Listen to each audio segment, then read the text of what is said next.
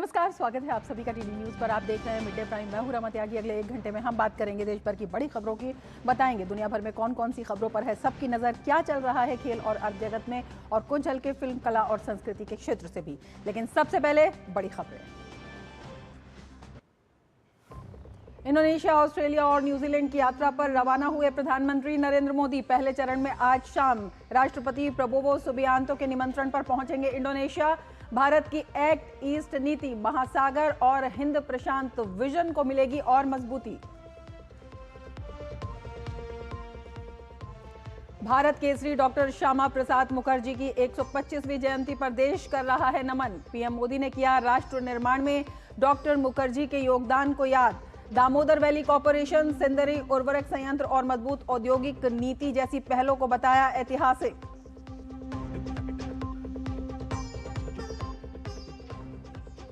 श्री राम जन्मभूमि तीर्थ क्षेत्र ट्रस्ट सदस्यों की बैठक आज। ट्रस्ट के अध्यक्ष महंत नृत्य गोपाल ने कहा, करोड़ों राम भक्तों की आस्था से जुड़ा है मामला।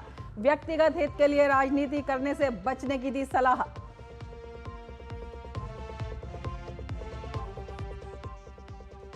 सहकारिता मंत्रालय का 5वां स्थापना दिवस। सहकारिता मंत्री अमित शाह ने मंत्रालय के गठन को बताया पीएम मोदी की दूरदृष्टि का परिणाम। कहा, सहकारिता की आधुनिक और पारदर्शी व्यवस्था से बदल रही है राज्यों की तस्वीर।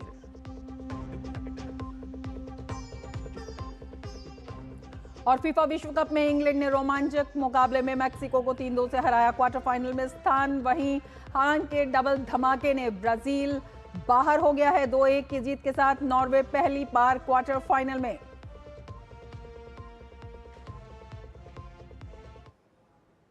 और अब विस्तार से समाचार। प्रधानमंत्री नरेंद्र मोदी आज से 3 देशों की अपनी महत्वपूर्ण यात्रा पर रवाना हो गए हैं। 6 से 11 जुलाई तक चलने वाली इस यात्रा में प्रधानमंत्री इंडोनेशिया, ऑस्ट्रेलिया और न्यूजीलैंड का दौरा करेंगे। इस दौरे का मुख्य उद्देश्य भारत की एक्ट ईस्ट पॉलिसी और महासागर विजन को और मजबूत करना है। यात्रा के पहले चरण में प्रधानमंत्री इंडोनेशिया पहुंचेंगे। यात्रा से पूर्व अपने बयान में प्रधानमंत्री नरेंद्र मोदी ने बताया कि उनकी ये यात्रा राष्ट्रपति प्रबोवो सुबियांतो के निमंत्रण पर हो रही है। ये यात्रा दोनों देशों के बीच व्यापक रणनीतिक साझेदारी को नई ऊंचाइयां देगी। प्रधानमंत्री योग्याकार्ता में ऐतिहासिक प्रमानन मंदिर का दौरा करेंगे, जो भारत और इंडोनेशिया के बीच गहरे सांस्कृतिक संबंधों का प्रतीक है। इंडोनेशिया के बाद प्रधानमंत्री मेलबर्न पहुंचेंगे। यहां वे ऑस्ट्रेलियाई पीएम एंथनी अल्बनीज के साथ रक्षा, सुरक्षा, व्यापार, निवेश और शिक्षा के क्षेत्रों में द्विपक्षीय संबंधों पर चर्चा करेंगे। इसके साथ ही उभरती और महत्वपूर्ण प्रौद्योगिकियों और स्पोर्ट्स साइंस में सहयोग बढ़ाने पर भी जोर दिया जाएगा।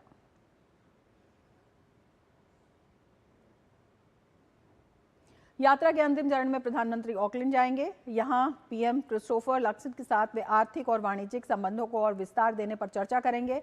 गौरतलब है कि दोनों देशों के बीच हुए मुक्त व्यापार समझौते के बाद ये यात्रा संबंधों को नई गति देगी। अपनी इस यात्रा के दौरान प्रधानमंत्री तीनों देशों में बसे भारतीय समुदाय से संवाद करेंगे। प्रधानमंत्री का कहना है कि यह दौरा भारत की एक्ट ईस्ट पॉलिसी, महासागर विजन और एक स्वतंत्र और मुक्त हिंद प्रशांत क्षेत्र के प्रति भारत की प्रतिबद्धता को और अधिक मजबूत बनाएगा। प्रधानमंत्री नरेंद्र मोदी की 3 देशों की यात्रा का पहला पड़ाव होगा इंडोनेशिया। ये यात्रा केवल द्विपक्षीय संबंधों तक सीमित नहीं, बल्कि भारत की एक्ट ईस्ट और इंडो पैसिफिक विजन को नई गति देने वाली मानी जा रही है। जकार्ता में प्रधानमंत्री राष्ट्रपति प्रबोवो सुबियांतो के साथ व्यापक वार्ता करेंगे और दोनों देशों के बीच रणनीतिक, आर्थिक और सांस्कृतिक साझेदारी को और मजबूत बनाने पर चर्चा होगी। भारतीय समुदाय से संवाद और प्राचीन सांस्कृतिक विरासत से जुड़ाव भी इस यात्रा के अहम पड़ाव होंगे।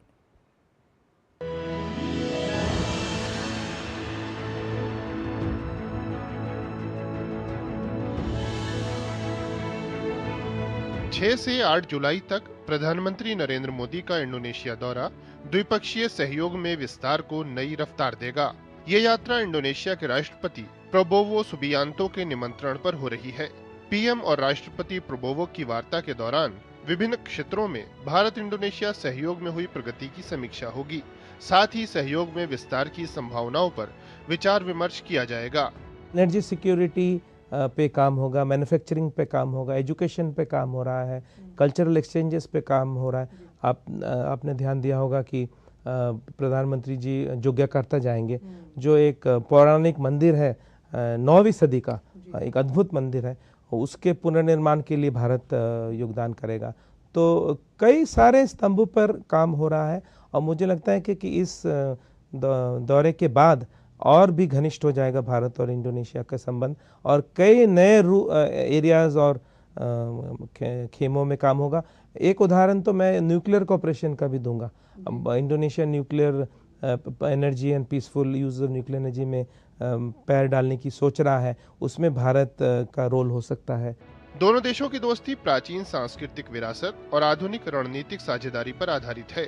भारत की हिंद प्रशांत नीति के संदर्भ में भी पीएम की यात्रा बेहद अहम है। अपने विशाल आकार और रणनीतिक भौगोलिक स्थिति के कारण इंडोनेशिया ने हमेशा मलक्का, जलडमरू मध्य और आसपास के समुद्री क्षेत्र की सुरक्षा और स्थिरता में महत्वपूर्ण भूमिका निभाई है। ये समुद्री मार्ग भारत के लिए भी बेहद अहम है, क्योंकि ये हिंद महासागर क्षेत्र के सबसे महत्वपूर्ण समुद्री व्यापारिक मार्गों में से एक है। पीएम जकार्ता में प्रवासी भारतीय समुदाय की एक विशाल सभा को भी संबोधित करेंगे। प्रधानमंत्री के दौरे को लेकर लोगों में जबरदस्त उत्साह है। इंडोनेशिया और इंडिया के अंदर एक चीज़ जो मुझे बहुत समानता मिली, अतिथि देवो भव, जहाँ पे जैसे हमारे भारत देश में अतिथियों का स्वागत किया जाता है, उसी तरीके से इंडोनेशिया में भी अतिथियों का स्वागत किया जाता है। हम बहुत उत्साहित हैं हमारे माननीय प्रधानमंत्री श्री नरेंद्र मोदी जी के स्वागत का जकार्ता में। के लोग बहुत मतलब इंडियंस को बहुत सम्मान देते हैं, और मोदी जी, प्रधानमंत्री मोदी जी के आने के बाद ये रिश्ता और गहरा होता जाएगा। डिजिटल, स्वास्थ्य, कृषि और रक्षा उत्पादन जैसे क्षेत्रों में इंडोनेशिया भारत की सफलताओं से प्रेरणा ले रहा है। डिजिटल भुगतान में प्रस्तावित यूपीआई QRIS लिंकिंग से दोनों देशों के बीच आसान और तेज क्रॉस बॉर्डर ट्रांजैक्शन संभव होगा। इंडोनेशिया का ION मॉडल भारत के ONDC से प्रेरित है, जिससे लाखों MSMEs के लिए ओपन डिजिटल मार्केटप्लेस विकसित हो रहा है। इंडोनेशिया की फ्री मील्स स्कीम भारत के PM पोषण मॉडल से प्रेरित है। वहीं red and white village cooperative पहल के तहत सस्ती दवाओं के लिए भारत के PM जनौषधि मॉडल पर सहयोग के लिए काम हो रहा है। एक्ट ईस्ट नीति को गति देने और उसके साथ साथ इंडो पैसिफिक विजन को मजबूती देने के लिहाज से प्रधानमंत्री का आगामी इंडोनेशिया दौरा बेहद निर्णायक और महत्वपूर्ण माना जा रहा है, जहां पर दोनों नेता, अगर हम बात करें तो डिजिटल अर्थव्यवस्था, कनेक्टिविटी, रक्षा और समुद्री सुरक्षा पर अहम चर्चाएं करते हुए नजर आएंगे, जिससे दोनों देशों के द्विपक्षीय रिश्ते और प्रगाढ़ होंगे। कैमरा पर्सन रमाकांत और उत्तम सिंह के साथ आंचल गुलाटी गुंबर, जकार्ता, इंडोनेशिया।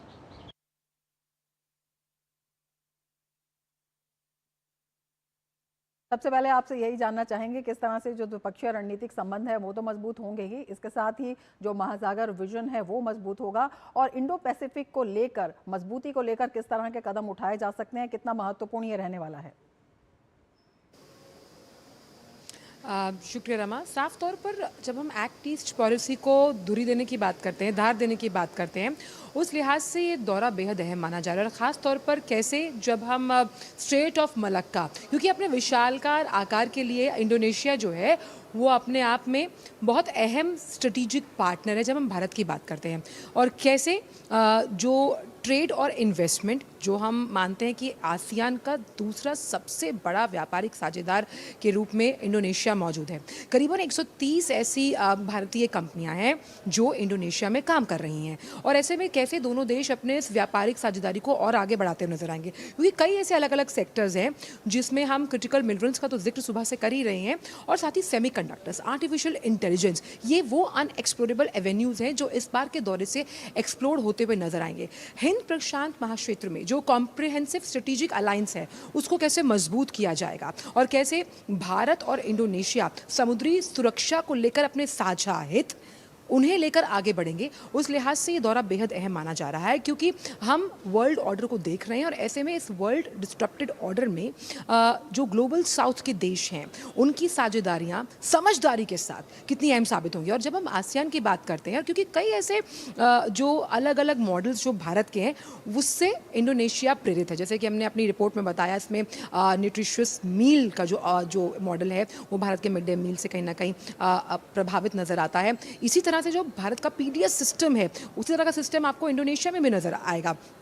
वहीं कैसे ग्रामीण अर्थव्यवस्था, जब हम भारत की बात करते हैं, वो भारतीय अर्थव्यवस्था की रीढ़ है, वो यही तरीके की सोच जो है वो इंडोनेशिया की भी है और इसीलिए वो अपने इस विलेज प्रोग्राम के जरिए जो उनका जो ग्रामीण अर्थव्यवस्था है उसको मजबूत करते हुए नजर आएंगे। स्ट्रेटेजिकली ये दोनों देश G20 में अगर हम देखें तो दो बड़े लोकतंत्र और मैरीटाइम पार्टनर्स, और मैरीटाइम पार्टनर्स होने के साथ साथ कैसे ग्लोबल साउथ की प्रखर और मुखर आवाज़ बनकर जब भारत तमाम हितों को लेकर आगे चलता है और वसुधैव कुटुंबकम की उस भावना को और हम सबके साथ हैं इस भावना को आत्मसात करता है, इंडोनेशिया कई सालों से और आने वाले सालों में भी भारत के साथ खड़ा हुआ नजर आएगा। बिल्कुल। आंचल, ये भी आपसे समझना चाहेंगे, तमाम जो हम द्विपक्षीय साझेदारी की बात कर रहे हैं, रणनीतिक संबंधों की मजबूती की बात कर रहे हैं, तो इस साझेदारी को किस तरह से उड़ान मिलेगी, विशेषकर जिन क्षेत्रों की चर्चा हो रही है, चाहे जिस तरह से फूड सिक्योरिटी की आपने बात की उसमें हो या फिर डिजिटल प्लेटफॉर्म की बात हो। कई ऐसे क्षेत्र हैं जिसमें भारत जो है कई तरह की जो जिसे कह सकते हैं कि एक प्रेरणा भी इंडोनेशिया को दे रहा है। तो डिजिटल प्लेटफॉर्म को लेकर किस तरह की बातचीत हो सकती है और किस तरह से ये जो है लाभप्रद भी साबित होगी, चाहे हम छोटे उद्यमियों की बात करते हैं, व्यवसायियों की बात करते हैं, उद्योगों की बात करते हैं, या फिर जो टूरिस्ट हैं उनके लिए भी एक बहुत बड़ी सुविधा ये होने वाली है।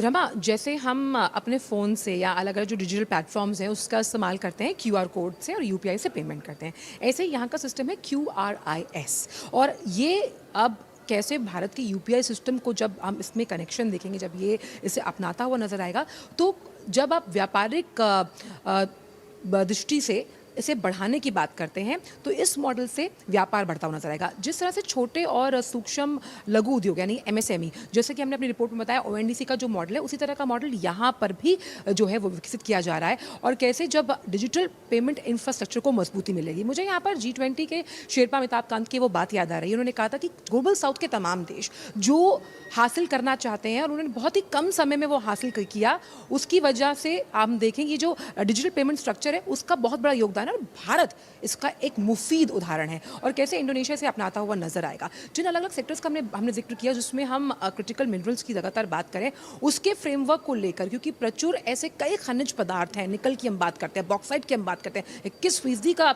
योगदान है इंडोनेशिया का जब हम बात करते हैं, ये कैसे भारत के लिए उसको प्रोसेस कर पाएंगे और इस प्रोसेसिंग से कौन से अलग अलग सेक्टर्स हैं वो लाभान्वित होंगे, ये हम इस दौरे से निकलते हुए देखेंगे। और साथ ही साथ क्योंकि आसियान को मजबूती देने के लिए और उस आसियान के जरिए जब हम द्विपक्षीय व्यापार को आगे ले जाने की बात करते हैं, जिसमें हम पीपल टू पीपल कॉन्टैक्ट की बात करें, हम फूड डिप्लोमेसी की बात करें, हम सॉफ्ट डिप्लोमेसी की बात करें, उस लिहाज से भी ये दौरा बेहद अहम नजर आ रहा है। बिल्कुल, सॉफ्ट डिप्लोमेसी भी कैसे इसमें मजबूत होती हुई दिखाई दे रही है। प्रधानमंत्री जो है प्रवान शिव मंदिर का दौरा करेंगे और उसके साथ ही वहाँ पर जो है किस तरह से जो सांस्कृतिक संबंध है वर्षों से चले आ रहे हैं, क्योंकि भारत और इंडोनेशिया की जो संस्कृति का जुड़ाव है कई मायनों में, कई आयामों में साफ तौर पर दिखाई देता है, तो वो किस तरह से मजबूत होगा।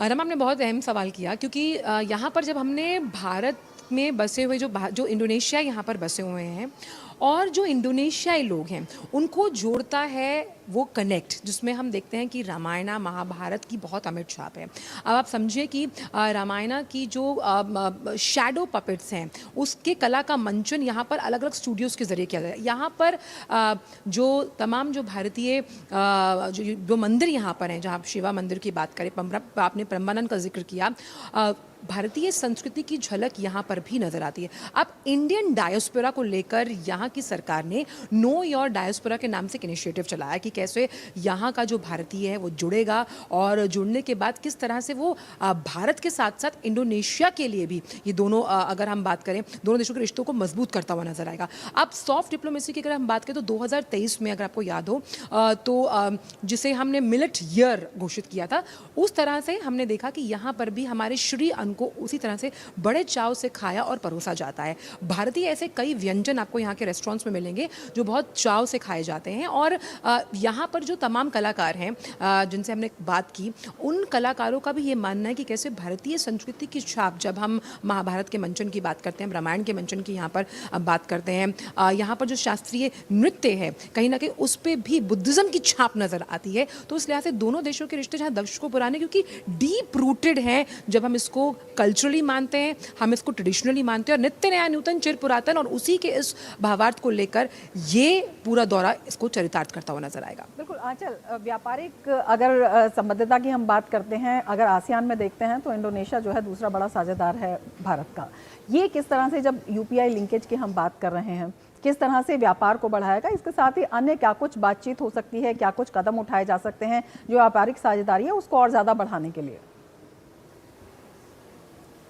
देखिए, यूपीआई और QRIS जो इनका मोड ऑफ पेमेंट है उसको लेकर बातचीत चल रही है कि किस तरह से यूपीआई मॉडल जो है, क्योंकि कई देशों ने इसकी बहुत प्रशंसा की है, कई देशों ने इसे अपनाया और इंडोनेशिया भी इसे जल्द अपनाने की कगार पर है। वहीं कैसे ये दोनों देश, क्योंकि आप समझिए B2B, बिजनेस टू बिजनेस, और ख़ासतौर पे पब्लिक प्राइवेट पार्टनरशिप के लिए इस मॉडल में जब आपकी करेंसी का रोटेशन और करेंसी का ट्रांजैक्शन करना बहुत आसान हो जाएगा।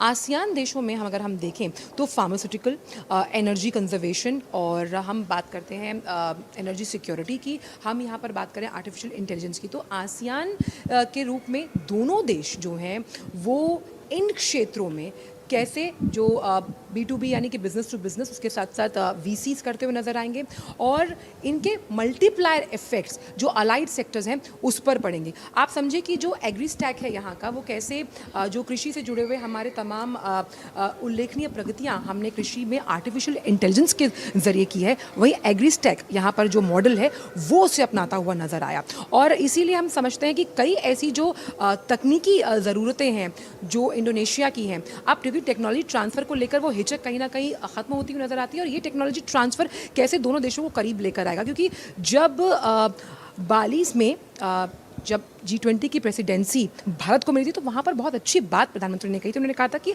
ये जो तकनीकी टेक्नोलॉजी ट्रांसफ़र की हिचक खास तौर पर जो डेवलपिंग नेशंस हैं उनके लिए बहुत ज़रूरी कि वो हिचक मिटे, और कहीं ना कहीं भारत फैसिलिटेटर, प्रॉब्लम सॉल्वर के तौर पर खड़ा है, और ग्लोबल साउथ के तमाम देशों के लिए हम ये कह सकते हैं सबको साथ लेकर चलने की जो भारत की नीति है। और इसीलिए आसियान देशों में G20 की अगर हम बात करते हैं तो भारत और इंडोनेशिया एक साथ खड़े हुए नजर आते या हैं। उद्यमिता में सरलता की बात हो, उनके इन नजर बनाए रखिए आंचल। बहुत शुक्रिया तमाम जानकारी के लिए।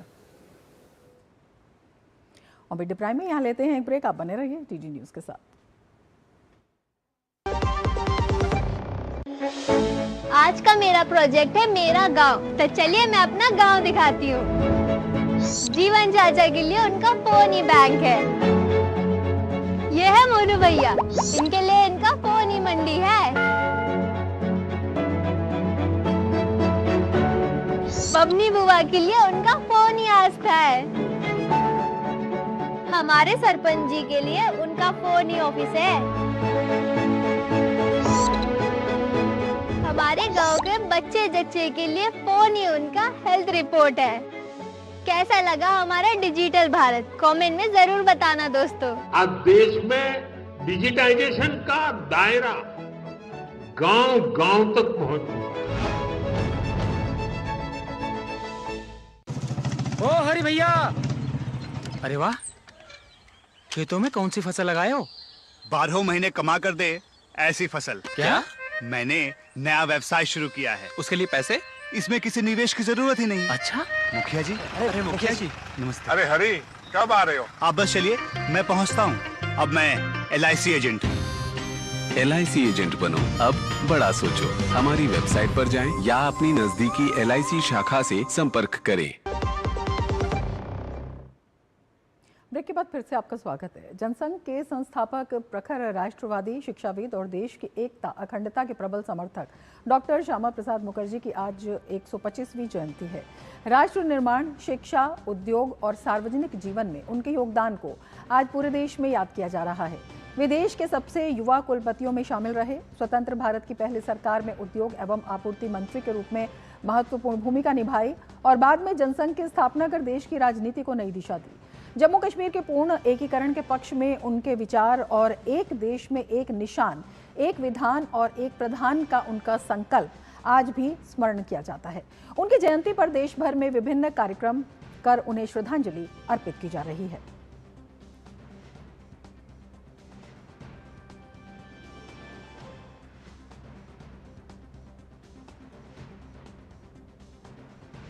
और अब आपको दिखाते हैं अलग अलग राज्यों की तस्वीर जहां डॉक्टर श्यामा प्रसाद मुखर्जी को श्रद्धांजलि अर्पित की गई। उत्तर प्रदेश के मुख्यमंत्री योगी आदित्यनाथ ने लखनऊ में डॉक्टर श्यामा प्रसाद मुखर्जी के चित्र पर पुष्पांजलि अर्पित की।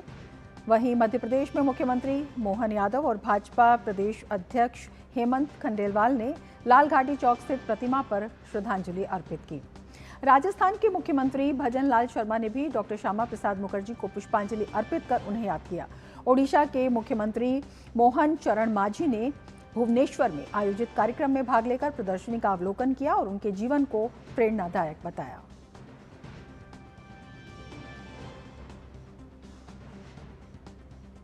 भारतीय जनसंघ के संस्थापक डॉक्टर श्यामा प्रसाद मुखर्जी की 125वीं जन्म जयंती पर प्रधानमंत्री नरेंद्र मोदी ने उन्हें नमन किया है। प्रधानमंत्री ने उनका स्मरण करते हुए देश के लिए उनके योगदान को याद करते हुए एक लेख लिखा है।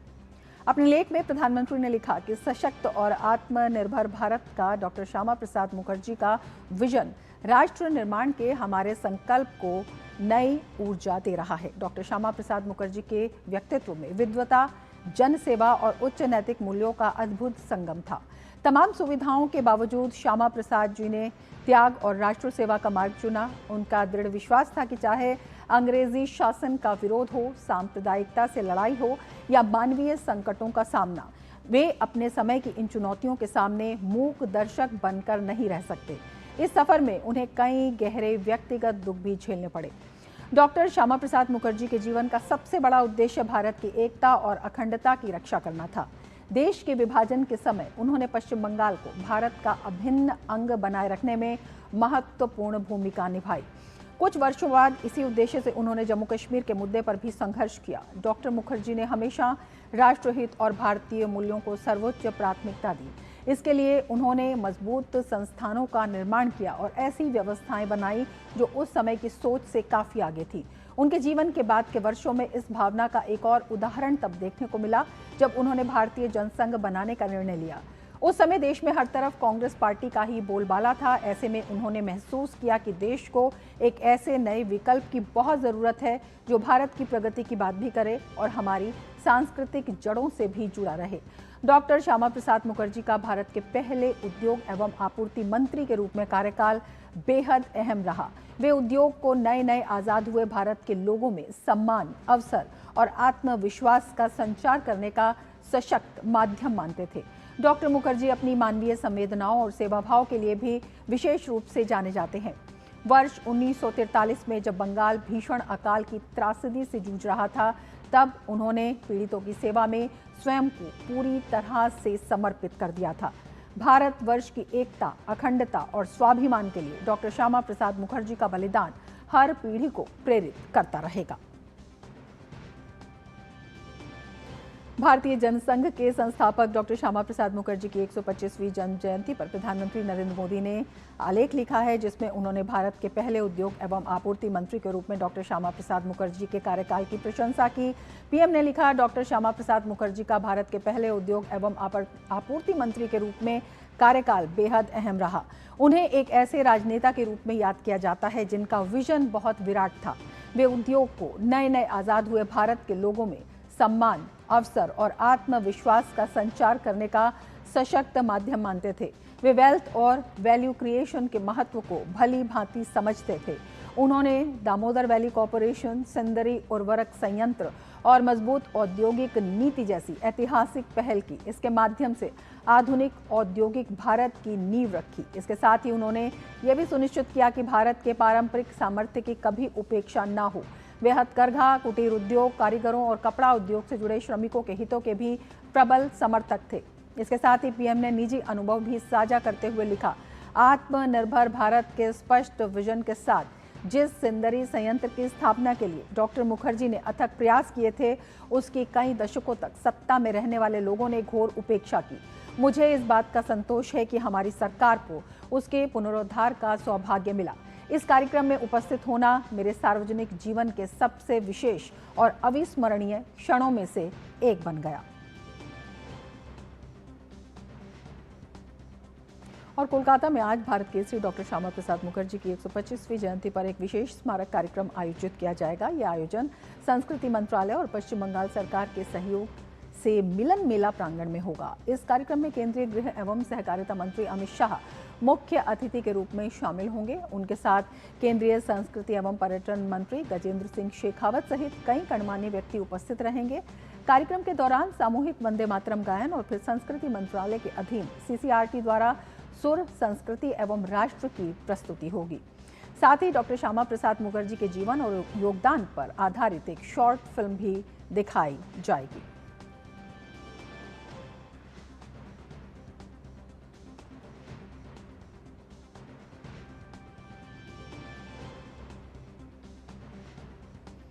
और केंद्रीय गृह मंत्री अमित शाह के दौरे और कार्यक्रम को लेकर क्या कुछ तैयारी है और क्या कुछ इसका महत्व है, यही जानने के लिए रुख करते हैं कोलकाता से सौरभ दत्ता का। सौरभ, सबसे पहले इस कार्यक्रम का महत्व आपसे जानना चाहेंगे, कितना महत्वपूर्ण है? चाहे जब श्यामा प्रसाद मुखर्जी ने आज़ादी के बाद जो तमाम रियासतें हैं उनको एक करने में महत्वपूर्ण भूमिका निभाई, उनमें से एक राज्य पश्चिम बंगाल भी था जिसे भारत के साथ जोड़ने में उनकी भूमिका जो है वो काफ़ी महत्वपूर्ण रही। इसके साथ ही बंगाल में जब अकाल पड़ा था तब जो उनका योगदान रहा था, उनकी सेवा रही थी, वो भी अविस्मरणीय थी। कितना ज़रूरी है सबका इस बारे में जानना और उसी आलोक में ये कार्यक्रम कितना महत्वपूर्ण है? रमा जी, देखिए, इस साल की श्यामा प्रसाद मुखर्जी की जो जन्म जयंती है वो बंगाल के लिए काफी अहम है, क्योंकि बंगाल में पहली बार भाजपा की सरकार आई है और श्यामा प्रसाद मुखर्जी का जो सपना था, ये सपना इस बार साकार हुआ है। तो इसी के चलते आज सुबह से ही सारे राज्य में, सारे जिले में श्यामा प्रसाद मुखर्जी को बड़े धूमधाम से उनकी जन्म जयंती को पालन किया तो जा ही रहा है। आज रेड रोड में मुख्यमंत्री शुभेंदु अधिकारी ने रेड रोड में श्यामा प्रसाद मुखर्जी की मूर्ति पर माला देकर उनको श्रद्धा प्रदान किया। वहां पर बहुत सारे कैबिनेट के मंत्री भी उपस्थित थे और श्यामा प्रसाद मुखर्जी के जो स्कूल मित्र इंस्टीट्यूशन, वहां पर भी मुख्यमंत्री गए थे। शाम को इको पार्क में 125वां जो जन्म जयंती है उसमें 125 फुट ऊंची एक मूर्ति की भूमि पूजन होगा और उसके बाद मिलन मेला यहाँ पर एक जगह है जहाँ पर श्यामा प्रसाद मुखर्जी के ऊपर एक सभा बुलाया गया है और इन दोनों कार्यक्रम में गृह मंत्री अमित शाह जी हाजिर रहेंगे। वो भवानीपुर में श्यामा प्रसाद मुखर्जी की जो घर है उनका, श्यामा प्रसाद मुखर्जी का, वहां पर भी गृह मंत्री जाएंगे। तो आज दिन भर काफी सारे प्रोग्राम है और मुरलीधर सिंह जो भाजपा का जो पहले कार्यालय था, अभी तो वो सॉल्ट लेक में स्थानांतर हो गया है, वहां पर भी कार्यक्रम है। तो भाजपा के लिए बंगाल में इस बार श्यामा प्रसाद मुखर्जी की जो जन्म जयंती है वो काफी अलग है। बिल्कुल, आप नजर बनाए रखिए। बहुत शुक्रिया सौरभ तमाम जानकारी के लिए। आगे बढ़ेंगे। सहकारिता मंत्रालय के गठन के 5 वर्ष पूरे होने के अवसर पर नई दिल्ली में आयोजित सहकार से समृद्धि कार्यक्रम का आयोजन किया गया। इस कार्यक्रम में केंद्रीय गृह एवं सहकारिता मंत्री अमित शाह शामिल हुए। इस दौरान उन्होंने कहा कि देश के 30 करोड़ से भी अधिक सहकारिता से जुड़े लोगों के वर्षों का इंतजार प्रधानमंत्री नरेंद्र मोदी ने आज ही के दिन सहकारिता मंत्रालय का गठन करके समाप्त किया था।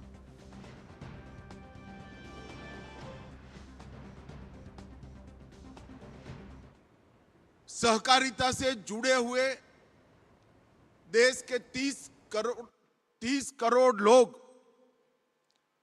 और 8,50,000 से ज्यादा कोऑपरेटिव्स, जिसकी 75 साल से राह देख रही थी, आज से ठीक 5 साल पहले नरेंद्र मोदी जी ने स्वतंत्र सहकारिता मंत्रालय भारत सरकार में प्रस्तापित करने का निर्णय आज के ही दिन किया था। मैं करोड़ों पशुपालक छोटे किसान और कोऑपरेटिव से जुड़े हुए सहकार की भावना से युक्त सभी प्रकार की कोऑपरेटिव के सभी मेंबरों की ओर से सम्माननीय प्रधानमंत्री जी का आज बहुत बहुत साधुवाद और अभिनंदन करना चाहता हूं। कार्यक्रम में केंद्रीय गृह एवं सहकारिता मंत्री अमित शाह ने डॉक्टर श्यामा प्रसाद मुखर्जी को याद करते हुए कहा कि अगर डॉक्टर मुखर्जी नहीं होते तो कश्मीर आज भारत का हिस्सा नहीं होता। उन्होंने कहा कि प्रधानमंत्री नरेंद्र मोदी ने अनुच्छेद 370 को हटाकर डॉक्टर मुखर्जी के सपने को साकार किया। श्यामा प्रसाद मुखर्जी जी का एक प्रकार से 125वां जन्मदिन और श्यामा प्रसाद मुखर्जी मेरे जैसे करोड़ों कार्यकर्ताओं के जीवन में भारतीयता, भारत माता के प्रति श्रद्धा और संस्कृति का महत्व प्रस्थापित करने में उन्होंने पूरा जीवन खर्च किया। कोई ज्यादा बात करना नहीं चाहता, हमारा विषय अलग है, परंतु इतना निश्चित रूप से बताना चाहता हूं कि श्यामा प्रसाद मुखर्जी अगर न होते तो आज कश्मीर भारत का हिस्सा नहीं होता। यही वो महापुरुष थे जिन्होंने एक देश में 2 विधान, 2 प्रधान, 2 निशान नहीं चल सकते, न केवल वो आंदोलन की शुरुआत की, इसके लिए अपने प्राण भी न्यौछावर कर दिए। मीडिया प्राइम में फिलहाल वक्त है एक ब्रेक का। आप देखते रहिए डीडी न्यूज।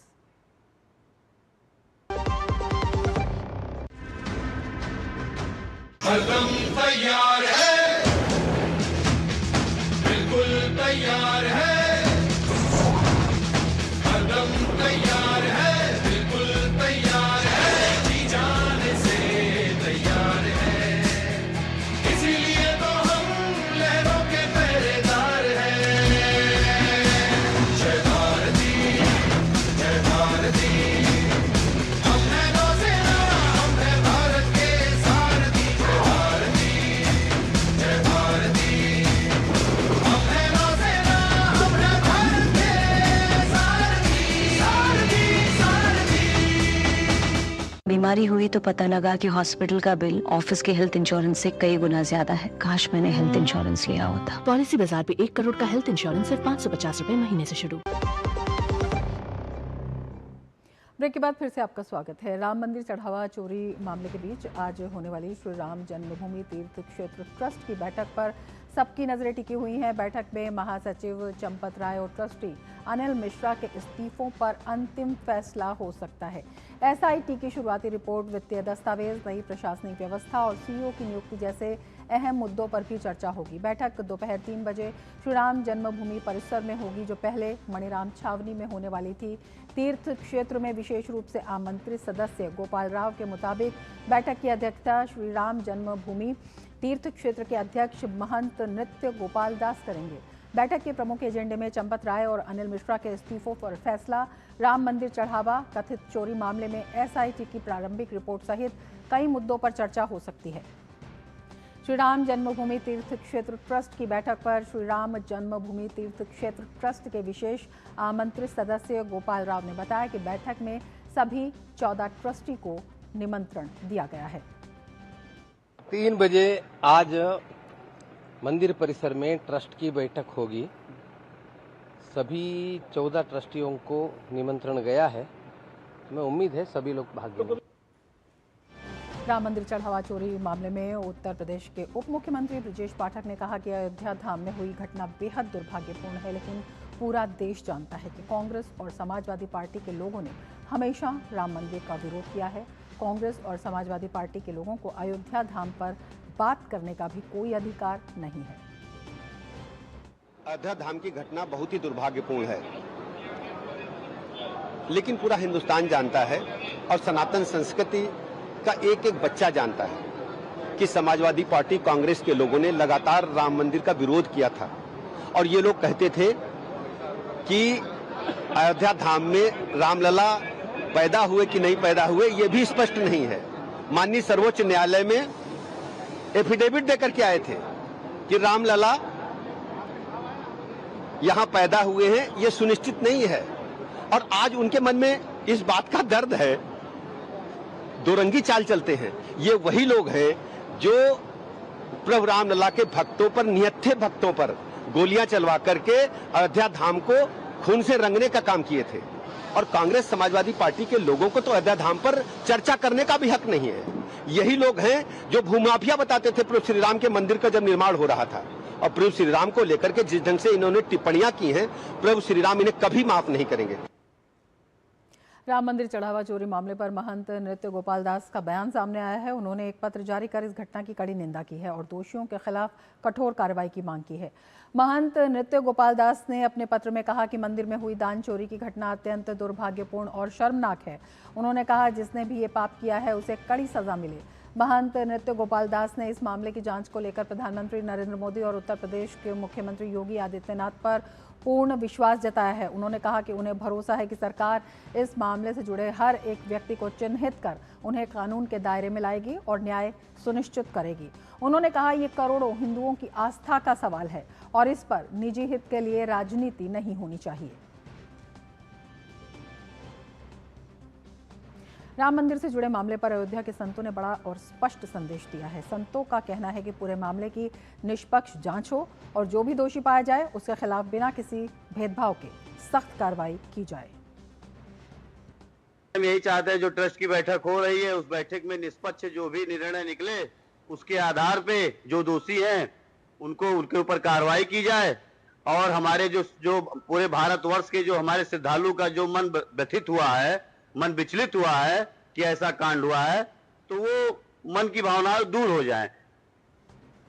और हमारे संवाददाता विकास सिंह हमारे साथ अयोध्या से इस वक्त जुड़े हुए हैं और ज़्यादा जानकारी के साथ। विकास, आपसे समझना चाहेंगे, अभी हम संत समाज की भावनाएं देख रहे थे, जिस तरह से उन्होंने कहा कि निष्पक्ष जांच होनी चाहिए और जो दोषी हैं वो सबके सामने आनी चाहिए, कड़ी सज़ा होनी चाहिए। तो इस तरह से जो भावनाएं आहत हैं वो इसका एक प्रमुख विषय है और इसके साथ ही आज जो प्रमुख बैठक हो रही है उसके बारे में क्या जानकारी आप देना चाहेंगे? किस तरह का निर्णय उसमें हो सकता है, किस तरह से उसमें विचार विमर्श होगा? जी बिल्कुल, सबसे पहले बताते हैं कि आज राम मंदिर ट्रस्ट की बैठक है और हमारे पीछे देख सकते हैं ये गेट है, शंकराचार्य द्वार है और इसके अंदर राम मंदिर परिसर में ही ये बैठक आयोजित की जाएगी। और इस बैठक में कई अत्यंत महत्वपूर्ण मुद्दे हैं इस बैठक में, जिनमें सबसे पहला मुद्दा ये है कि जो चंपत राय हैं और अनिल मिश्रा हैं, इनके इस्तीफे पर चर्चा की जाएगी। और सबसे बड़ी बात कि इनको बायलॉज के अनुसार इनसे कारण बताओ नोटिस शोकाज दिया जा सकता है कि आप बताइए, उनका भी पक्ष जाना जाएगा। और इसके साथ साथ माना यह जा रहा है कि ट्रस्ट के बैठक में जो एसआईटी की प्रारंभिक रिपोर्ट है वो रखी जा सकती है, इसमें ट्रस्ट की तरफ से चर्चा की जा सकती है। उसकी एसआईटी की जो प्रारंभिक रिपोर्ट है उसी के आधार पर ट्रस्ट के अनुरोध पर एफआईआर दर्ज कराई गई थी 8 लोगों के खिलाफ नामजद और बाकी अज्ञात। तो 8 आरोपियों को तो पकड़ा गया है। अयोध्या पुलिस उस मामले में लगातार जांच भी कर रही है, अपनी जांच की कार्रवाई आगे बढ़ा रही है। उसने अभी 2 दिन पूर्व अविनाश को रिमांड पे लिया था और इसके बाद रिमांड पे लेने के बाद कई अहम चीज़ें पुलिस को पता चली थी, जिसमें यह भी पता चला था कि एक 14 कोसीय परिक्रमा मार्ग पर एक ऐसी जगह है जहां पर पैसों का बंटवारा किया जाता था उनके साथियों के साथ। फिर उसके बाद कल अयोध्या पुलिस मंदिर भी जाती है और मंदिर जाकर 5 लोगों से, आरोपी जो जेल में बंद हैं, उनसे भी एक लंबी पूछताछ करती है।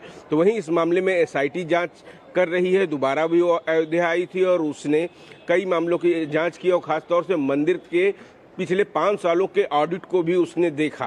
तो आज की बैठक अत्यंत महत्वपूर्ण है। इसके साथ साथ आज की ट्रस्ट की बैठक में जो वित्तीय वर्ष का ऑडिट होता है 25-26 का, वो रखा जा सकता है और आने वाले समय में मंदिर में क्या कुछ परिवर्तन किए जा सकते हैं। जैसा कि ये जो बात चल रही है कि एक मुख्य कार्यकारी अधिकारी की नियुक्ति की जा सकती है, क्या इस पर भी विचार विमर्श हो सकता है। साथ साथ आगे मंदिर में पारदर्शिता बनी रहे, इसको लेकर कुछ बड़े फैसले लिए जा सकते हैं। उसका एसओपी कैसे होंगे, ये सारी चीज़ें डिस्कस की जाएंगी। क्या बदलाव किए जा सकते हैं। साथ साथ इस्तीफा अगर स्वीकार किया जाता है तो उन नामों पर चर्चा की जाती है, क्या उनकी जगह कुछ अन्य नाम शामिल किए जा सकते हैं। वह ये इस बात पर भी विचार विमर्श बिल्कुल हो आप सकता नजर है। बनाए तो रखिए। ट्रस्ट की तरफ से क्या कुछ निर्णय लिए जाएंगे? शाम को ट्रस्ट की तरफ से एक प्रेस वार्ता भी योगी आदित्यनाथ हो ने भी सकती साफ है। कर दिया वहां पर कि दूध का दूध और पानी का पानी होकर रहेगा और जो सरकार है वहां पर तमाम कदम उठा रही है। आप नजर बनाए रखिए। बहुत शुक्रिया तमाम जानकारी के लिए।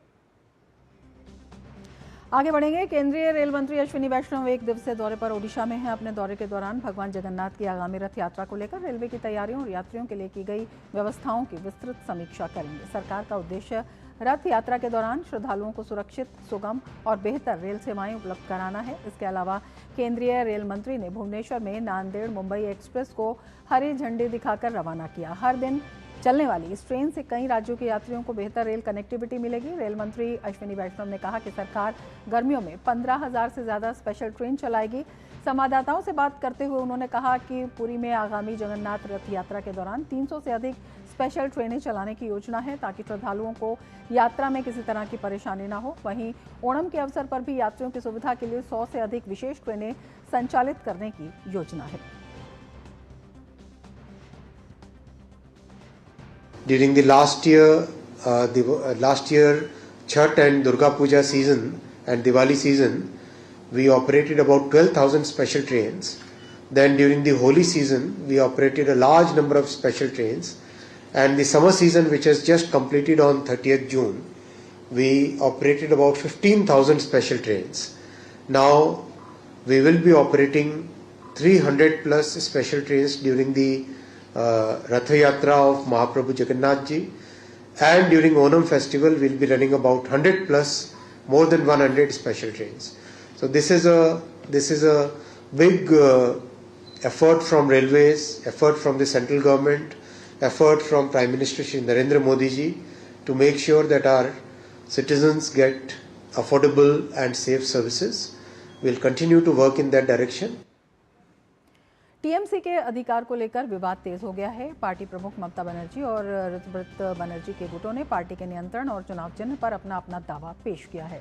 पिछले सप्ताह दिल्ली में निर्वाचन आयोग से मुलाकात के दौरान ऋतुव्रत बनर्जी के गुट ने दावा किया कि पार्टी के 80 में से 2/3 से अधिक विधायक अब उनके साथ हैं, इसीलिए पार्टी फंड और चुनाव चिन्ह पर उनका अधिकार बनता है। इस दावे के बाद आयोग ने दोनों पक्षों से आज शाम 5:30 बजे तक जवाब मांगा है। मामले में अब निर्वाचन आयोग की अगली कार्रवाई पर सभी की नजरें टिकी हैं। हमारे संवाददाता ऋषि कुमार हमारे साथ जुड़े हुए हैं और ज्यादा जानकारी के साथ।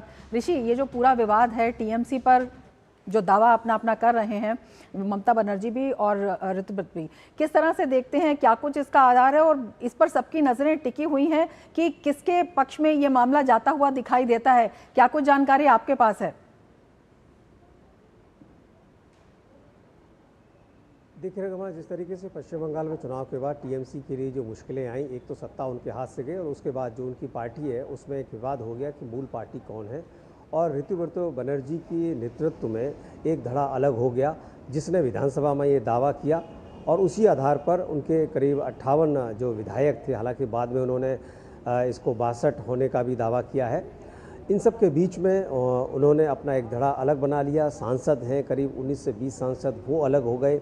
उन्होंने भी दावा किया है लोकसभा अध्यक्ष के सामने अलग पक्ष के तौर पर उनको स्वीकार करने, बल्कि टीएमसी के तौर पर ही। लेकिन लोकसभा या विधानसभा में स्थिति वही स्पष्ट होगी जो चुनाव आयोग के द्वारा स्पष्ट की जाएगी। यानी कि चुनाव आयोग को ये तय करना है कि इसमें मूल तृणमूल कांग्रेस कौन है और दूसरा जो धड़ा है उसका नाम क्या है, उसको किस आधार पर जो पहचान है वो स्थापित की जाएगी। अब ऐसे में जब ये दो धड़े हो चुके हैं, ऋतुव्रत बनर्जी और अरूप राय जो कि अब नए धड़े के चेयरमैन हैं, उनका साफ दावा है कि हम ही मूल तृणमूल कांग्रेस हैं और सभी संगठन से लेकर जो विधायक और सांसद हैं वो उनके साथ हैं। और इस मामले में अब ये विवाद चुनाव आयोग के सामने है। चुनाव आयोग, हम जानते हैं कि जो चुनाव चिन्ह आरक्षण और आवंटन 1968 का जो कानून है उसके आधार पर ये तय करता है कि जो भी राजनीतिक दलों के बीच में जो विवाद है उसमें संख्या बल के आधार पर 2/3 बहुमत से अधिक के आधार पर और जो पदाधिकारी हैं उनके हस्ताक्षर, उनके द्वारा दिए गए शपथ पत्र, एक बड़ी प्रक्रिया है जिसमें चुनाव आयोग ये जांच करता है कि इसमें मूल पार्टी किसके साथ है और कौन इसका नेतृत्व कर रहा है। तो ऐसे में अरूप राय जो कि उसके चेयरमैन हैं और ऋतुव्रत बनर्जी उनके नेतृत्व में ये काम चल रहा है। चुनाव आयोग के सामने दोनों पक्ष मिल चुके हैं। अब चुनाव आयोग ने आज शाम 5:30 बजे तक उनको समय दिया है कि वो अपने अपने पक्ष में जो साक्ष्य हैं, जो दावे हैं, उनको प्रस्तुत करें और उसके बाद चुनाव आयोग इस मसले पर आगे की कार्रवाई करेगा। हमने पूर्व में भी देखा है, चाहे वो समाजवादी पार्टी का मसला रहा हो, चाहे वो महाराष्ट्र की जो शिवसेना है उसका मसला रहा हो, इन सब मसलों में चुनाव आयोग एक कोर्ट की तरीके से काम करता है और सुनवाई करता है। पक्ष विपक्ष आमने सामने कई बार होते हैं, दावे प्रतिदावे होते हैं और साक्ष्य होते हैं। उसके आधार पर चुनाव आयोग ये तय करता है कि जो मूल चुनाव चिन्ह है किसके साथ जाना चाहिए, जो पार्टी का नाम है किसके साथ जाना चाहिए और जो दूसरा धड़ा है उसको किस नाम से। कई बार उनको ये अवसर दिया जाता है कि आप कौन कौन से नाम सुझाते हैं, उनके आधार पर दिया जाता है। अन्यथा टीएमसी के दूसरे नाम के साथ उनको मान्यता दे दी जाती है। अब ये पूरा का पूरा मामला जो है चुनाव आयोग इस पर एक सुनवाई कर रहा है एक तरीके से। इसकी प्रक्रिया के तौर पर उनको आज शाम 5 बजे तक वक्त मिला है। इसके आधार पर चुनाव आयोग अब आगे की गतिविधि को बढ़ाएगा, बिल्कुल आगे की गतिविधि पर सबकी नजर है। आप नजर बनाए रखिए। बहुत शुक्रिया तमाम जानकारी के लिए। देश भर में मानसून का असर देखने को मिल रहा है। अलग अलग राज्यों से बारिश की अलग अलग तस्वीरें सामने आ रही हैं। कहीं मूसलाधार बारिश ने जनजीवन की रफ्तार धीमी कर दी है तो कहीं भारी बारिश लोगों को गर्मी और उमस से राहत दे रही है। सबसे पहले मुंबई की तस्वीरें। लगातार हो रही मूसलाधार बारिश ने माया नगरी की रफ्तार पर ब्रेक लगा दिया है। मुंबई में लगातार हो रही मूसलाधार बारिश ने जनजीवन को बुरी तरह से प्रभावित किया है। मुंबई और आसपास के इलाकों में भारी बारिश के अनुमान को देखते हुए महाराष्ट्र विधानसभा की कार्यवाही आज पूरे दिन के लिए स्थगित कर दी गई। मध्य प्रदेश के उज्जैन में क्षिप्रा नदी का जलस्तर बढ़ने से रामघाट के पास जल भराव हो गया है, जिसमें कई मंदिर जलमग्न हो गए हैं। वहीं रायपुर की तस्वीरें अगर देखते हैं तो पिछले कई घंटों से लगातार हो रही बारिश के कारण अरुण नदी का जलस्तर बढ़ गया है। रांची में भी बारिश की वजह से जगह जगह जल भराव हो गया है। उधर ओडिशा के कटक में तेज बारिश के बीच जनजीवन पर असर देखा जा रहा है, जबकि उत्तर प्रदेश के वाराणसी में भी बारिश ने मौसम का मिजाज बदल दिया है। तो ये तस्वीरें देखिए किस तरह से जो बारिश है वहाँ पर जनजीवन के लिए कुछ मुसीबत का जो मुद्दा है वो बनती जा रही है। तमाम क्षेत्रों की तस्वीरें आप देख रहे हैं। मुंबई की तस्वीरें देख रहे हैं जहां पर जल भराव है। रांची की तस्वीरें आप देख रहे हैं। उज्जैन से आप तस्वीरें देख रहे हैं। कटक के ये दृश्य देख रहे हैं। रायपुर और वाराणसी के ये दृश्य आप देख रहे हैं जहां पर जल जमाव की जो तस्वीरें और शिकायत हैं वो सामने आ रही हैं। महाराष्ट्र में लगातार हो रही भारी बारिश और बाढ़ जैसी स्थिति के बीच मुख्यमंत्री देवेंद्र फडणवीस ने आज मुंबई स्थित मंत्रालय के राज्य आपदा प्रबंधन प्राधिकरण यानी SDMA का दौरा किया। इस दौरान उन्होंने वरिष्ठ अधिकारियों के साथ उच्च स्तरीय समीक्षा बैठक कर राज्य भर में मानसून की स्थिति, राहत एवं बचाव कार्यों और प्रशासन की तैयारियों का जायजा लिया। उन्होंने अधिकारियों को निर्देश दिए कि भारी बारिश से प्रभावित क्षेत्रों में लोगों की सुरक्षा को सर्वोच्च प्राथमिकता दी जाए और मौसम विभाग की चेतावनियों के अनुरूप आवश्यक एहतियाती कदम उठाए जाएं। हमारे संवाददाता शिशिर हमारे साथ जुड़े हुए हैं। शिशिर, अगर मुंबई को देखते हैं तो जलभराव जो है वहां पर काफ़ी ज़्यादा मात्रा में जो है दिखाई दे रहा है तमाम इलाकों में। किस तरह से प्रशासन इस पर नज़र बनाए हुए हैं? मुख्यमंत्री ने आज SDMA का दौरा भी किया है। किस तरह से इस तरह के निर्देश दिए गए हैं कि जो लोगों की परेशानी है वो ज़्यादा ना बढ़े और जल्दी से जल्दी जो स्थिति पर नियंत्रण है या जिस तरह से जलभराव के कारण जो दिक्कतें लोगों को आ रही हैं उनसे निजात दिलाई जा सके? बिल्कुल, देखिए मुंबई की खास तौर पर बात करें तो मुंबई में पिछले 24 घंटों में जो है अगर बारिश का पैमाना देखा जाए तो तकरीबन जितनी बारिश एक महीने में होती है उतनी बारिश पिछले 4 दिनों में मुंबई में हो चुकी है और इसीलिए चिंता का विषय है। हालांकि हमने देखा कि कल मुंबई में और आज भी मुंबई में भारी वर्षा जारी है, जिसके कारण जो है जो नॉर्मल लाइफ है वो कहीं ना कहीं यहाँ पर डिस्टर्ब होती दिखाई दे रही है। चूंकि एक महत्वपूर्ण बात ये भी है कि इस बारिश के साथ साथ तेज हवाएं मुंबई में चल रही है। कल हमने देखा कि तकरीबन 50 से 60 किलोमीटर प्रति घंटे की रफ्तार से हवाएं चल रही थी और आज ये अनुमान है तकरीबन 50 से लेकर 70 या 80 किलोमीटर प्रति घंटे की रफ्तार से हवाएं चलेगी और यही चिंता का विषय सबसे अगर देखा जाए तो मुंबई में है। और इसीलिए मुंबई में अगर देखा जाए तो जो स्टेट डिजास्टर रिलीफ अथॉरिटी है, साथ ही साथ जो BMC है, उन्होंने कुछ दिशा निर्देश जो है जारी किए हुए हैं। उन्होंने स्पष्ट रूप से कहा है कि खास तौर पर अगर जरूरत पड़े तो ही घर से बाहर निकलिएगा, अन्यथा घर से बाहर निकलने की जरूरत नहीं है। जो स्कूल्स है उन सभी स्कूलों को जो है वो छुट्टी दी गई है। खास तौर पर जो ऑफिसेस है उन ऑफिसेस को भी कहा गया है कि हो सके तो वर्क फ्रॉम होम कीजिए। और देखा जाए तो जो लोग इस वक्त दफ्तर में आ चुके हैं हालांकि उनको जो है आधे दिन की छुट्टी दी जाए, क्योंकि दोपहर के बाद जो है मुंबई में हाई टाइड हो सकती है। अगर बारिश ऐसे ही जारी रही तो जाहिर सी बात है जो लो लाइंग एरियाज है वहां पर काफी दिक्कत का सामना करना पड़ सकता है।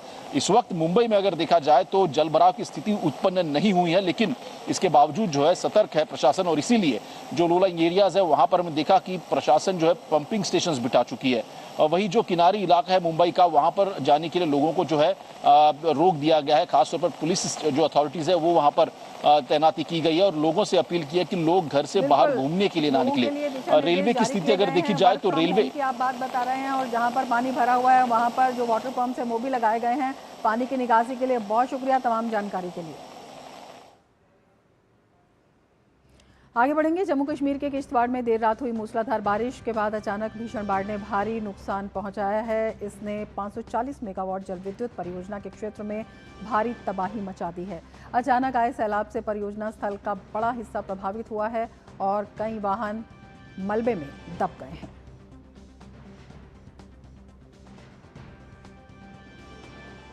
और डोडा में भारी बारिश के बाद अचानक आई बाढ़ और भूस्खलन से जनजीवन प्रभावित हुआ है। डोडा के प्रेमनगर इलाके में मलबा जमा होने से राष्ट्रीय राजमार्ग NH 244 पर यातायात रोक दिया गया है।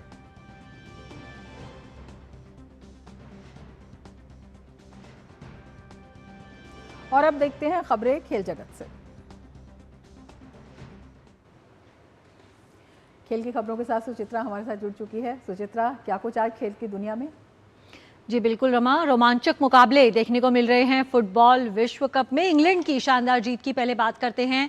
इंग्लैंड ने मैक्सिको को 3-2 से हराकर विश्व कप के क्वार्टर फाइनल में जगह बना ली है। तेज तूफान और खराब मौसम के कारण ये जो मुकाबला था ये 1 घंटे की देरी से शुरू हुआ, लेकिन इसके बावजूद इंग्लैंड की जो टीम है ये शानदार मैच जीतने में पूरी तरह से कामयाब रही। मैक्सिको को उसके अभेद किले में शिकस्त दी है इंग्लैंड ने।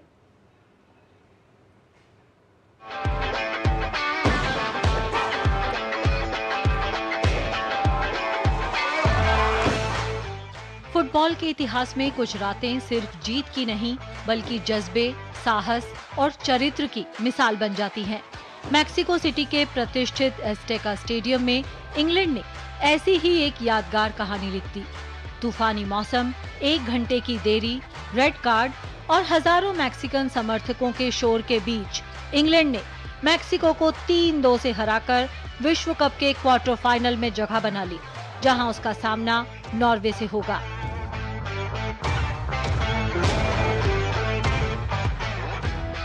मुकाबले से पहले एस्टेका स्टेडियम का माहौल किसी उत्सव से कम नहीं था, लेकिन तेज तूफान और खराब मौसम के कारण मैच 1 घंटे की देरी से शुरू हुआ। इसके बावजूद स्टेडियम में मौजूद दर्शकों का जुनून कम नहीं हुआ और मुकाबला शुरू होते ही माहौल रोमांच से भर गया। इंग्लैंड ने शुरुआत से ही संयम और आत्मविश्वास दिखाया। इंग्लिश टीम ने गेंद पर नियंत्रण बनाए रखा और मैक्सिको को खुलकर खेलने का मौका नहीं दिया। फिर आया मैच का सबसे यादगार पल, जब जूड बेलिंघम ने महज 98 सेकंड के भीतर 2 गोल दागकर एस्टेका की गूंज को खामोशी में बदल दिया। बेलिंघम का प्रदर्शन इस मुकाबले की सबसे बड़ी कहानी बन गया। हालांकि मैक्सिको ने हार नहीं मानी। गोलकीपर जॉर्डन पिकफोर्ड ने राउल जिमेनेज के 2 शानदार प्रयासों को बेहतरीन बचाव से रोक दिया, लेकिन जूनियर क्विनोस के दमदार शॉट के सामने वे भी बेबस नजर आए। हाफ टाइम से 3 मिनट पहले आए इस गोल ने मैक्सिको की उम्मीदों को जिंदा रखा। दूसरे हाफ में मुकाबला और नाटकीय हो गया।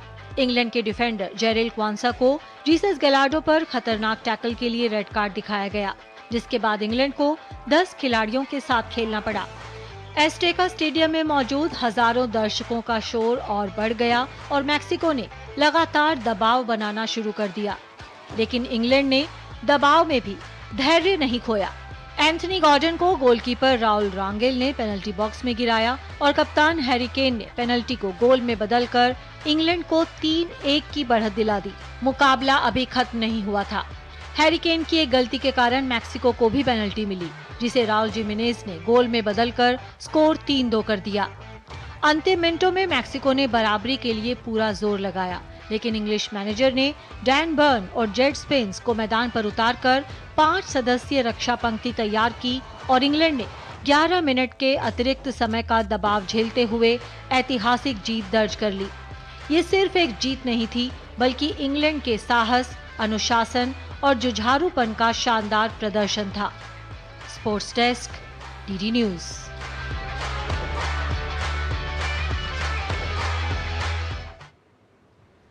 फीफा विश्व कप में आज देर रात राउंड ऑफ 16 में स्पेन का सामना पुर्तगाल से होगा। स्पेन की टीम 2010 के बाद से पहली बार नॉकआउट में पहुंची है। स्पेन ने राउंड ऑफ 32 में ऑस्ट्रिया को 3-0 से मात दी थी। उस मैच में स्पेन की टीम पूरी तरह अपने विरोधी पर हावी रही थी। वहीं पुर्तगाल की टीम सितारों की मौजूदगी के बावजूद बहुत प्रभावशाली दिखाई नहीं दी है। राउंड ऑफ 32 में पुर्तगाल क्रोएशिया के खिलाफ भाग्यशाली रही और अंतिम समय में वॉर के विवादित फैसले के चलते उसने वो मैच जीता। भले ही पुर्तगाल को इस मैच में क्लियर फेवरेट ना माना जा रहा हो, लेकिन स्पेन के लिए ये मैच जीतना बहुत आसान भी नहीं होगा। पुर्तगाल की टीम अक्सर बड़े मुकाबलों में अपने खेल का स्तर उठा लेती है। पुर्तगाल ने स्पेन को पिछले साल के नेशंस लीग फाइनल में मात दी थी। लेमिन यमाल और नूनो मेंडिस के मुकाबले पर सबकी नजर रहेगी और यमाल को अपने सबसे कड़े प्रतिद्वंदी से पार पाना होगा। वहीं फीफा विश्व कप के राउंड ऑफ 16 के एक अन्य मुकाबले में आज मेजबान अमेरिका का सामना बेल्जियम से होगा। ये मैच भी काफ़ी अहम रहने वाला है। मेजबान अमेरिका की नज़र 24 साल में पहली बार क्वार्टर फाइनल में पहुंचने पर है।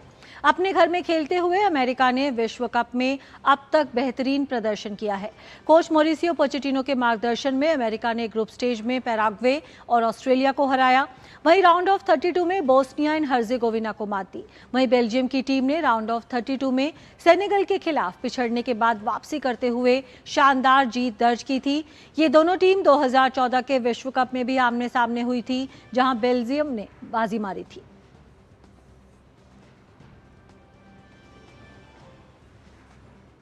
तो खेल की खबरों में फिलहाल इतना ही। वापस चलते हैं रमा के पास।